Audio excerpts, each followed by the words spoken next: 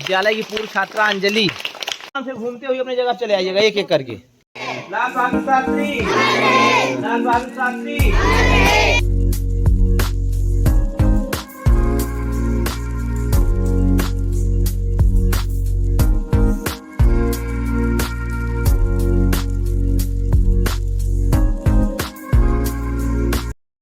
बैठ जाइए। महात्मा गांधी जी को कहा जाता है और लाल बहादुर शास्त्री हमारे देश के दूसरे प्रधानमंत्री थे। प्रथम प्रधानमंत्री पंडित जवाहरलाल नेहरू और दूसरे प्रधानमंत्री, द्वितीय प्रधानमंत्री श्री लाल बहादुर शास्त्री थे। आप लोग इनके बारे में जानते हैं और हम चाहेंगे कि नंदिनी आकर के एक छोटा सा जो उनका गाना है उसको प्रस्तुत करें, जिससे कि आपको पता चले कि आपके देश के महापुरुषों ने कितने मेहनत करके आपके देश को बनाया। माय नेम इज नंदिनी, जो आई इन क्लास 8। मैं आप लोगों को गीत सुनाऊंगी। फिर से भारत का लाल बनूं, ये तिरंगा मुझे पहचान मिले। मैं जब जब जन्मूं इस धरती पे, मुझको हिंदुस्तान मिले। भारत दुनिया का धर्म गुरु, भारत वेदों का ज्ञाता है।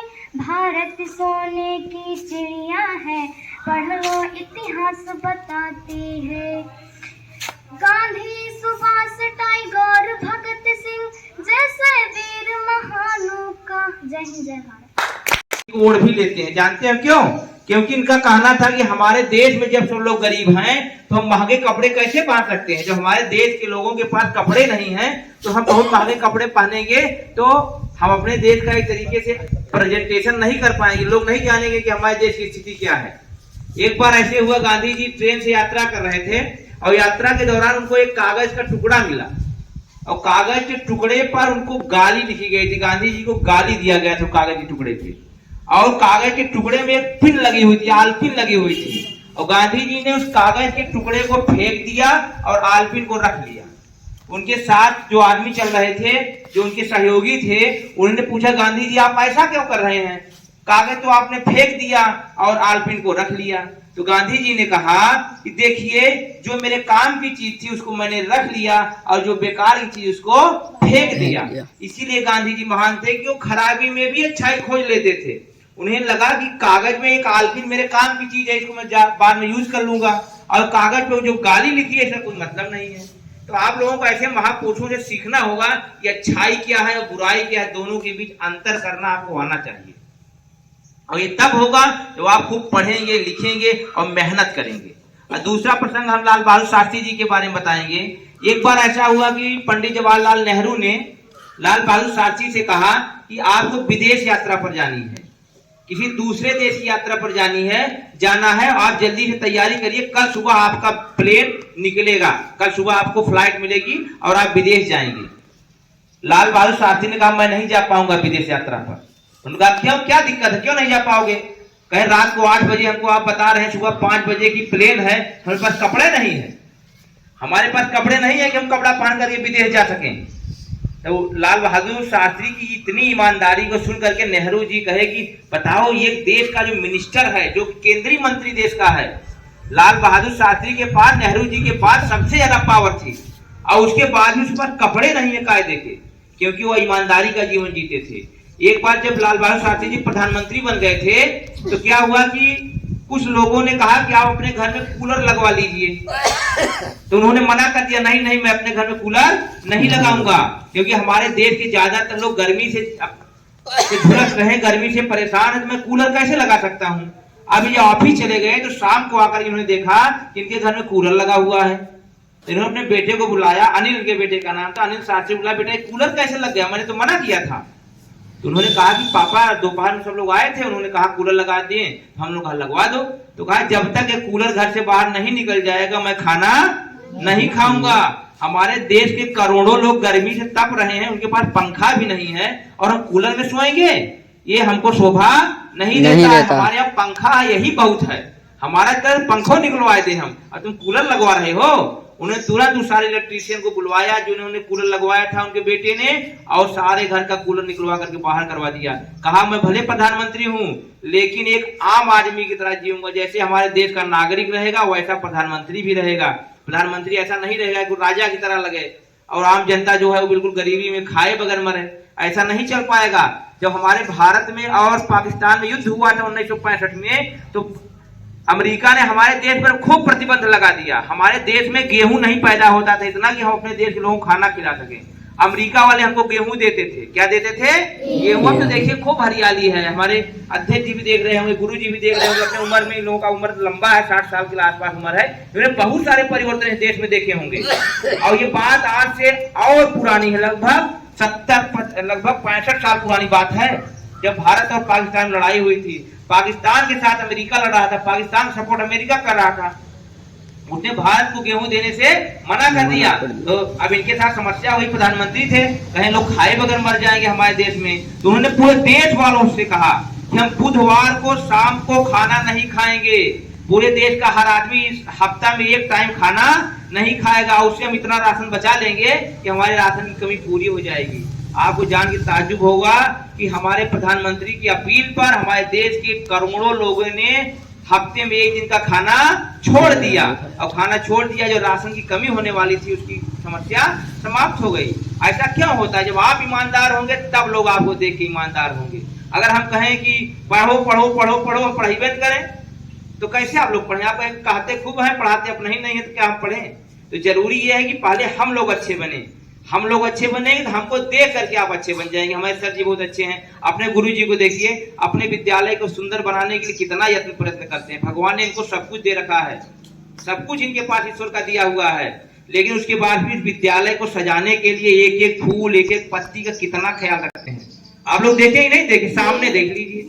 अब अगर हमारे गुरु जी कहेंगे पेड़ लगाओ, फूल लगाओ, पत्ती लगाओ, तो आपको प्रेरणा मिलेगी। गुरु जी खुद करते हैं इसलिए कह रहे हैं। और जो आदमी एक को पेड़ आज तक नहीं लगाया, आकर भाषण देगा कि पेड़ लगाओ, फूल लगाओ, पत्ती लगाओ, तो उसकी बात का असर कम होगा।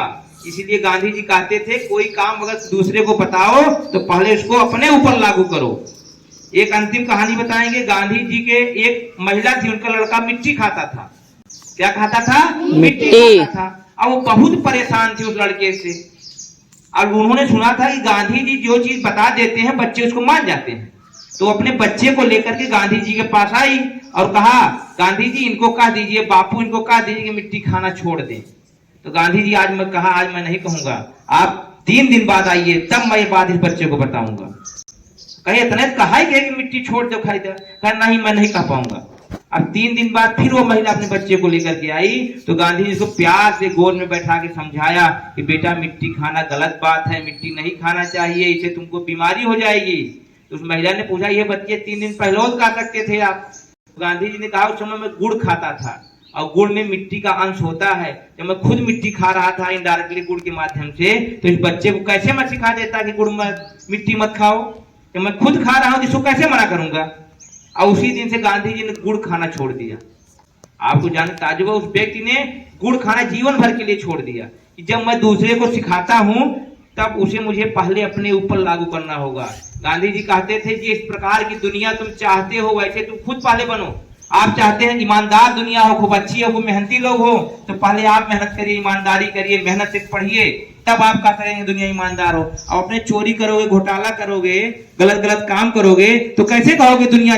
लोग कहेंगे दुनिया बड़ी खराब है, दुनिया बड़ी खराब है। क्यों खराब है? क्योंकि हम भी तो खराब हैं, तभी तो दुनिया खराब है। हम अच्छे से रहेंगे तो हम अच्छे से रहेंगे। हम अपने जीवन 10 जगह रहे हैं, फिर हमको कभी समस्या नहीं आई कि लोग खराब हैं। आप गुरु जी के साथ 6 साल से रह रहे हैं, हमको कभी नहीं लगता है गुरु जी खराब है, या फिर हमारे विद्यालय के स्टाफ खराब है, हमारे विद्यालय के बच्चे खराब है, हमारे गांव के लोग खराब है।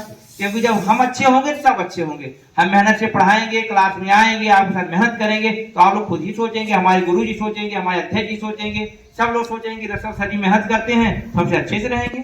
और हम और ये भी करेंगे, लेट आएंगे, स्कूल में नहीं आएंगे, 5-5 दिन गायब रहेंगे, तो हमारे अध्यक्ष जी शिकायत नहीं करेंगे? बताइए, कहेंगे कि नहीं कहेंगे कि हमारे जो मास्टर साहब रसल जी हैं वो टाइमिए में नहीं आते हैं, आते हैं तो दिन भर बैठ के खेलते रहते हैं। तब जरूरी यह है कि पहले आप अपने को अच्छा बनाइए। आज गुरुजी पूरे जिले में सम्मान पाते हैं, जहां जाते हैं कोई इज्जत मिलती है। क्यों?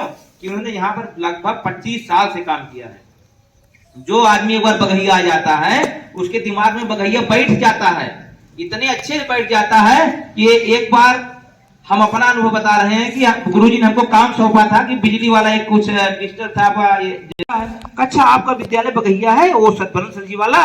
हम कहे हाँ है, बड़ा सुंदर विद्यालय आपने बनाया हुआ है। अब तुरंत अपने चपरासी को कहा देखो इस स्कूल का काम पहले करो, बाद में काम करना, बाकी पहले हमारे सर जी की हमारे गुरु जी की शिकायत दूर करो, क्योंकि गुरु जी ने अपने विद्यालय को बहुत सुंदर बनाया है। और जाकर के देखना कैसा स्कूल होता है, जब बनाने जाना ट्रांसफार्मर तो जाकर देखना स्कूल कैसा, तुम्हारे समझ में आ जाएगा। और उस अगले दिन बंदा आया यहाँ पर, गुरुजी देख रहे थे सेल्फी खींच रहा था, यहाँ काम भी किया और हमारे स्कूल में सेल्फी भी खींचा। तो इससे उसको प्रेरणा मिली कि नहीं मिली बताइए। तो हमारा कहने का मतलब यह है कि आप एक बाढ़ग्रस्त एरिया में रहते हैं और बाढ़ग्रस्त एरिया में रहते हुए इतना सुंदर विद्यालय बनाना बहुत मेहनत का काम है। इसलिए आप लोग इस चीज को सीखिए। आज गांधी जी और शास्त्री जी के जन्मदिन के दिन कि कोई भी काम करने से पहले उसको अपने ऊपर लागू करो। आप लोग खुद देखिए, हम लोग पढ़ाने के लिए गुरुजी बराबर कहते हैं जाओ रसल भैया पढ़ाओ, रसल पढ़ाओ, नवीन पढ़ाओ। कोई भी थोड़ा सा भी आप लोग पढ़ाई लेकर के ये कोताही नहीं बरतते हैं, लगातार हम लोग लगाए रहते हैं हमारे बच्चे नंबर 1 आने चाहिए। और होता भी हमारे बच्चे जहाँ जाते हैं झंडा गाड़ के आते हैं। देखिए विज्ञान आविष्कार प्रतियोगिता होने वाली है, हमको पूरा विश्वास, 4 बच्चों को हमने चुना है, वो बच्चे जाएंगे और विद्यालय का नाम रोशन करके आएंगे। इन्हीं बातों के साथ हम अपनी बात समाप्त करते हैं। बहुत बहुत धन्यवाद। लाल बहादुर शास्त्री, महात्मा गांधी, भारत माता की, भारत माता की, वंदे वंदे वंदे वंदे वंदे वंदे। लाल बहादुर शास्त्री, लाल बहादुर शास्त्री, लाल बहादुर शास्त्री। महका हिंदुस्तान, जय जवान जय किसान, जय जवान जय किसान। नाम एक का बापू गांधी और एक लाल बहादुर, एक का नारा अमन देश में, जय जवान जय किसान।